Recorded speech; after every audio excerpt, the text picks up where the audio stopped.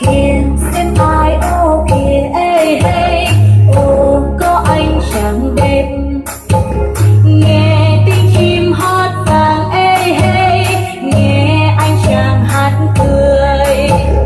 Em xinh như bông hoa bờ lang, như chim lang đang bay cao. Em hãy mau theo anh về làng, cùng nhau sống chung một nhà.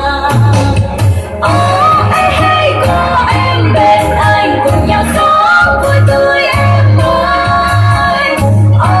Ê hey, em vui em cười, cùng nhau hát nhịp xoang đêm trăng.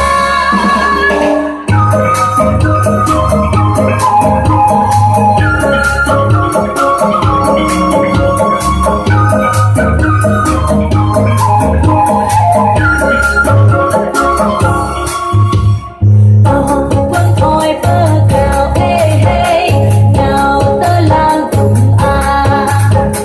thôi là đùng tơ về ê hey, thôi là tơ sẽ hơ lung. Qua quê phu kêu rõ hơ qua thôi bơ cao nào tơ lang. Lâm minh nhu ở tên gờ cơ từ đây nhong lâm măng ô. Ôi cái tơ vang đang hương lo rồi vào ấy ở đây linh lang. Ôi cái tơ trắng đang hương ta tổ bà đế với nhau cho vào đó.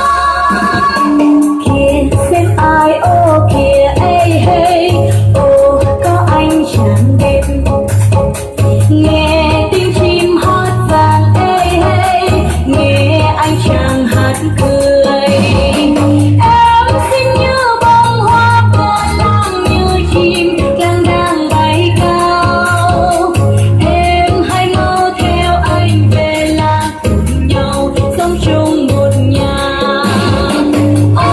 Ê hey, có em bên anh, cùng nhau sống vui tươi em ơi. Ê hey, em vui em cười, cùng nhau hát nhịp xoang đêm trăng. Ê hey, ê hey, ê hey, ê hey, ê hey, ê hey, ê hey, ê hey. Một tràng hai thật lớn quý ơi. Hội trưởng đã có những tin mừng tất cả quý vị cùng hướng mắt đến sân khấu và chào đón ca đoàn thiếu nhi với một tiết mục múa được mang tên nhà là chết ăn đi.